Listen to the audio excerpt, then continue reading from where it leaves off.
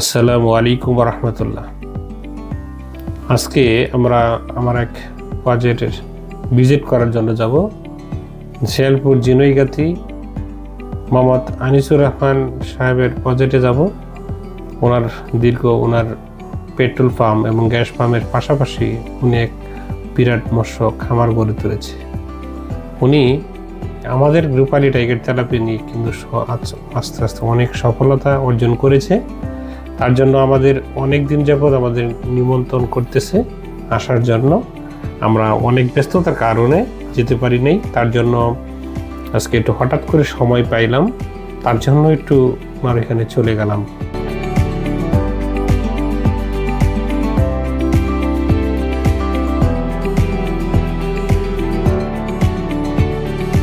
আসসালামু আলাইকুম রহমতুল্লাহ। ওয়ালাইকুম সালাম।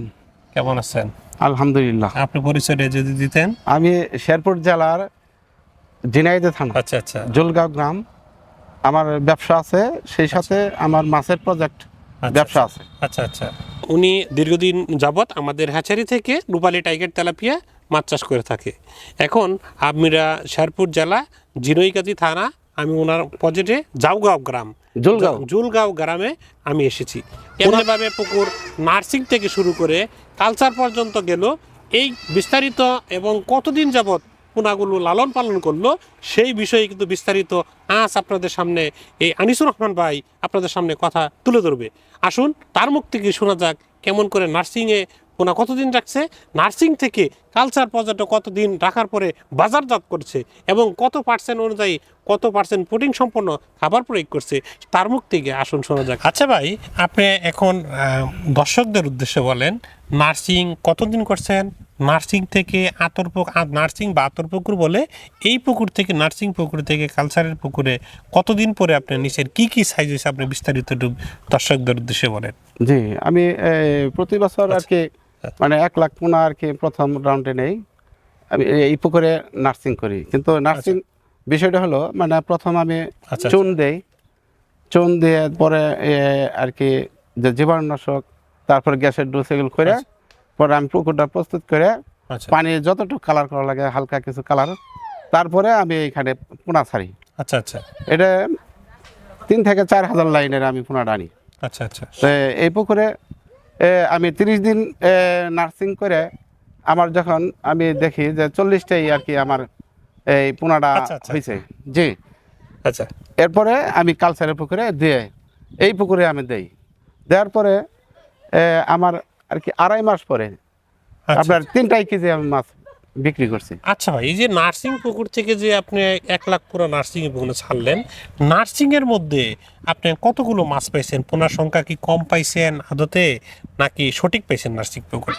নার্সিং পুকুরে আসলে বিষয়টা হলো পোনার গুণগত মান ভালো, আর আমার পুকুরে মানে নেটিং করা ছিল আর কি থাকে। আচ্ছা আচ্ছা। সেই ক্ষেত্রে মানে এই পোনাগুলো আমি 1 লাখ পোনাতে আমি 90-95 হাজার পোনা আমি পাইছি আর কি। আচ্ছা আচ্ছা আচ্ছা।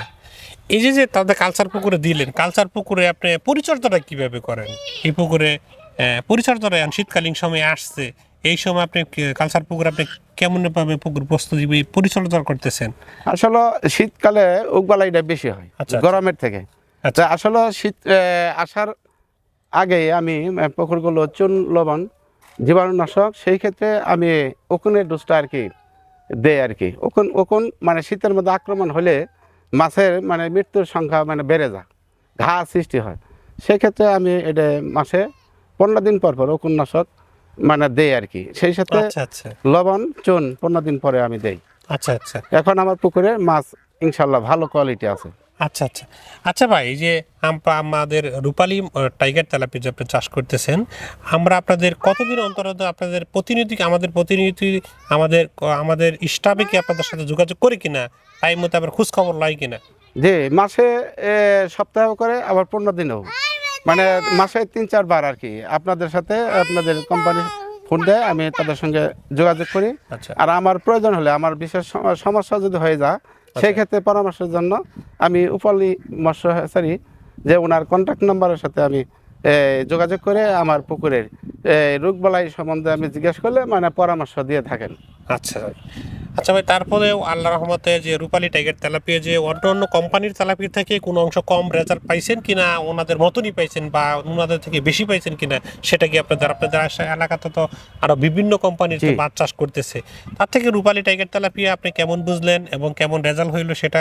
এই মাছের গ্রোথ এবং এই সাইজ দেখতেও খুব সুন্দর। আর আমি এই মাছ চাষ করে এই তেলাপিটা আমার সন্তুষ্টজনক। আর বিষয়টা হলো যে এর জাতটা খুবই ভালো। আচ্ছা আচ্ছা, এটা আমাদের লোকেশনটা কেমনে পাইলেন? আপনাদের অনলাইনের মাধ্যমে পাইলেন বা লোকেশন কেমনে পাইলেন সেই বিস্তারিত যদি এটা আপনারা জানাইতেন। আপনাদের আমাদের সাথে আমি ডেলিভারি করার সময় কি আমাদের কোনো মরা বা দখল খাইছে কিনা বা কোনো সমস্যা হয়েছে কিনা সেটা একটু পাবলিক একটু বললে। আসলে যে আমি ইউটিউব দেখে মাছ চাষ সম্বন্ধে আমি ট্রাই করি, মাঝে মধ্যে রূপালী মাছ হাজারি মানে আমি দেখতে পাই, সেইখানে আমি ওনার সঙ্গে যোগাযোগ করি।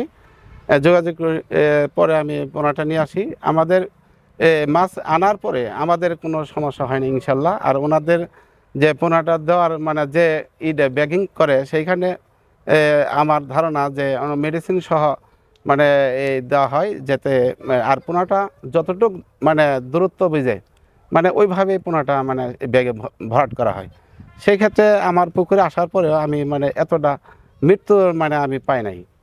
আচ্ছা আচ্ছা, আমাদের রূপালী টাইগার তেলাপিয়া নিয়ে আপনি অবশ্যই সন্তুষ্ট আছেন ইনশাআল্লাহ। আর আপনার দীর্ঘদিন যাবৎ আমরা রূপালী টাইগার তেলাপিয়া করতেছি। আর এই বছর যে 2025 অর্থ বছরে যে আমরা যেগুলো পোনা কোয়ালিটি করতেছি তার থেকে আরও আপডেট রেজাল্ট পেয়েছেন, তার থেকে 40 থেকে 45 ভাগ বেশি গুরুত্ব পাবেন। প্রিয় দর্শক, আজকে যে এই আনিসুর রহমান ভাই, আমি ওনার প্রজেক্টে আসছি প্রস্তুতি থেকে শুরু করে এবং নার্সিং পুকুর কেমনে প্রস্তুতি করে এবং নার্সিং থেকে কালচার পুকুরে কেমনে পোনাগুলো ফালানির পরে আপনি কেমনে উৎপাদন করে, কত % প্রোটিন সম্পন্ন খাবার প্রয়োগ করে এবং কিভাবে ওনারা বাজারকরণ করতেছে, বাজারজাত করতেছে, তার মুখ থেকে শুনলাম।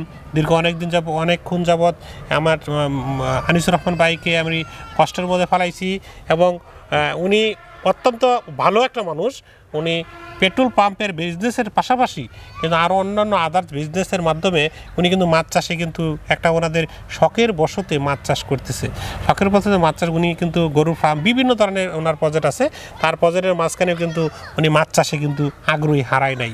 এই শেরপুর জিনইগাতি লালতেবাড়ি থেকে বন্যায় অনেক ক্ষতিগ্রস্ত হয়েছে, ওনারও অনেক টাকার মাছ গিয়েছে।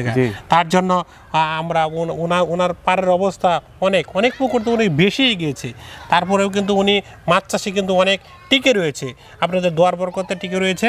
এবং আপনারা অবশ্যই এই রূপালী মৎস্য হ্যাচারি, রূপালী টাইগার তেলাপিয়া আমরা তেলাপিয়া উৎপাদন করে থাকি। সবাই ভালো থাকেন, সুন্দর থাকেন, সুস্থ থাকেন, রূপালী মৎস্য হ্যাচারি থাকেন, সাথে থাকেন। আসসালামু আলাইকুম ওয়া রাহমাতুল্লাহি ওয়া বারাকাতুহু।